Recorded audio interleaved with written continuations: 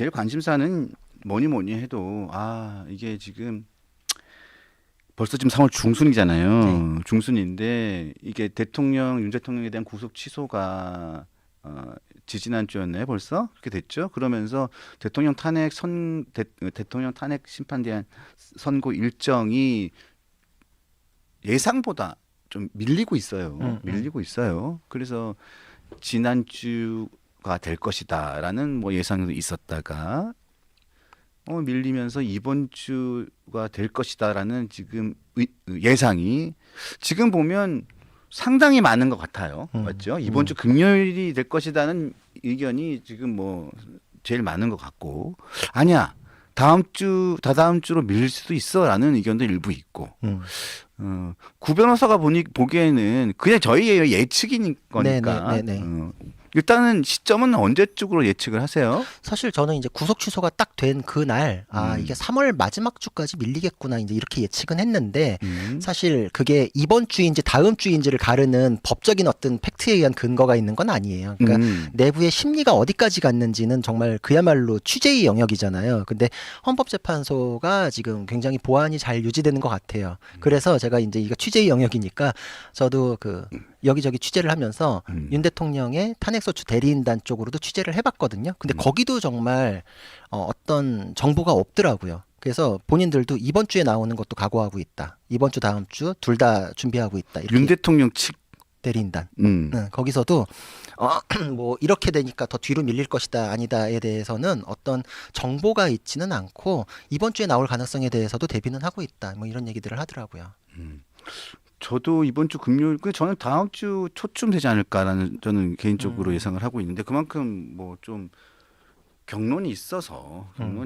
근데 경론이라는 게 뭐 오늘 저기 조선일보에 나왔던 새 전문가들의 의견은 이렇게 또 의견을 나눠서 얘기하기가 참 힘든데 인용, 기각, 각하 딱 이렇게 나눠가지고 딱 각자의 이 본인의 전문 견해를 딱 밝히셨던데 그래서 이렇게 딱 나오니까 꼭 오만을 또 보면 또 다 각각 전문가들의 교수님들의 의견을 또 들어보면 논리가 또 있어요. 논리가 다 있어요. 있어요. 있어가지고 참 판단하기가 힘들다라는 생각이 또 듭니다. 또 보면. 그렇죠. 그리고 이게 이렇게 논리가 있는 의견이 갈리고 있는 것만으로도 민주당이 초조해야 하는 거구나. 그래서 그렇구나라는 걸 알 수 있는 게 지금 변수가 있죠. 일단 9명이 안 채워져 있잖아요. 재판관 숫자가. 그렇죠. 8명이에요. 8명인지 9명인지는 극명한 차이가 있어요. 예를 들어서 탄핵 인용에 대해서는 5명이면은 다수 의견이잖아요. 네. 그래도 기각이 돼요.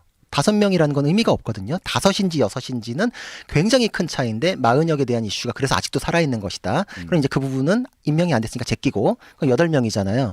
그러면은 8명 안에서 6명을 만드는 것. 그게 그렇게 쉬운 문제가 아니거든요. 쉬운 문제가 아니에요. 그렇죠. 쉬운 문제가 아닌데 여기서 강력한 논리는 민주당 쪽에서는 좀 이제 느긋하게 생각했던 것 같아요. 이게 처음에는 인용이냐 기각이냐만 놓고 생각했을 경우에는 인용되겠지 이래다가 각하 주장이 요새 굉장히 세게 나오잖아요. 근데 법리적으로는 그 부분이 좀 탄탄한 면이 있거든요. 각하 주장이. 그렇죠. 법리적으로.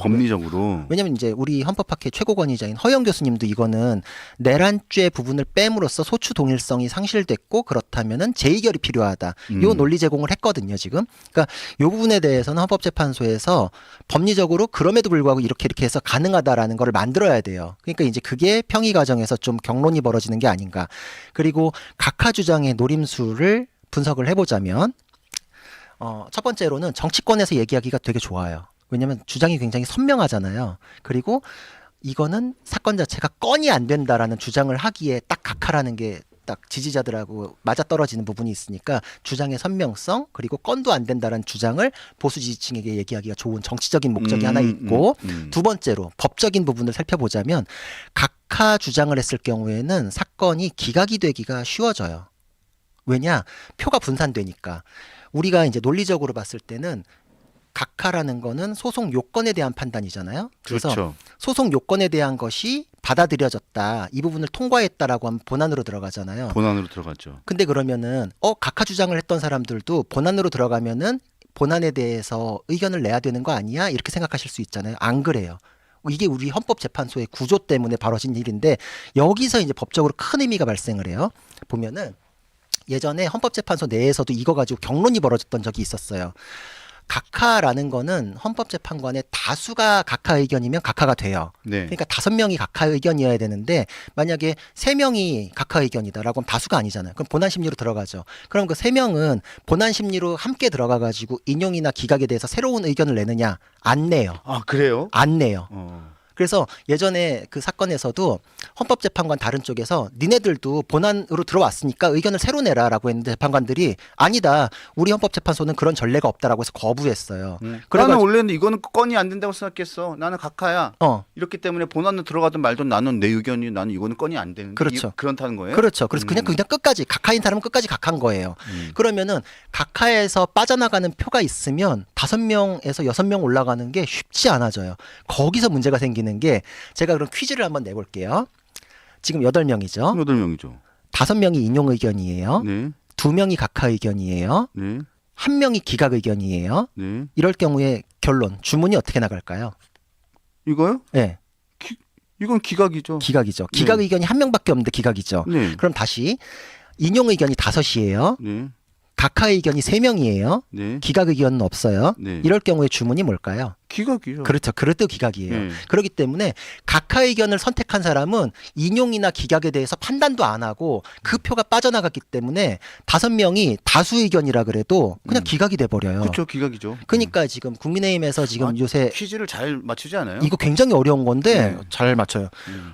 이거는 진짜 사시 공부할 때나 알고 저 사실 공부는 외시 공부했어요. 아, 네. 진짜? 저 법도팀장 출신이잖아요. 그래도 헌법은 꽤 아시는 거예요. 이거는 진짜 어려운 헌법 공부했죠. 왜 외국고시 헌법 맞아. 공부했죠. 이거 진짜 어려운 건데. 참.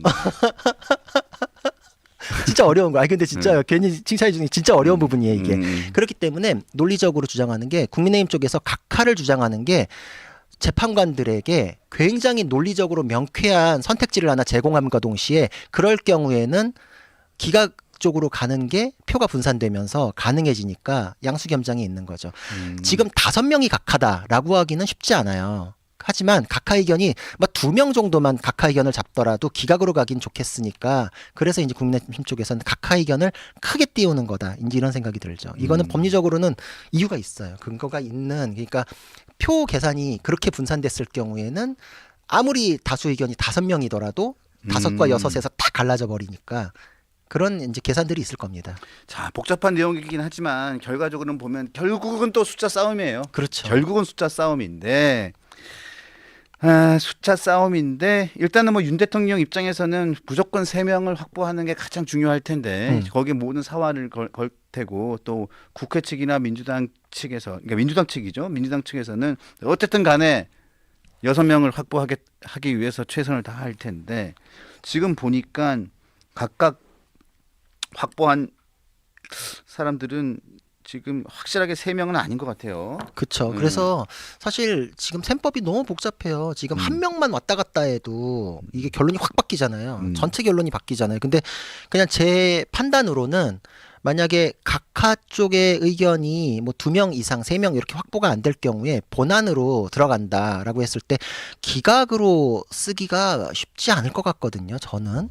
그래서 만약에 본안으로 들어가는 의견이 많으면 각하 의견이 뭐 1명에서 2명 정도다. 그럴 경우에는 나머지 사람이 기각을 잡기가 쉽지 않을 것 같아서 그럴 경우에는 이제 정말 극과 극의 결론이 나는 건데 그렇죠. 본안으로 들어간다. 본안으로 들어가는 재판관이 많다라고 했을 경우에 기각 의견 쓰기는 쉽지 않을 것 같다. 제 평가는 그렇습니다.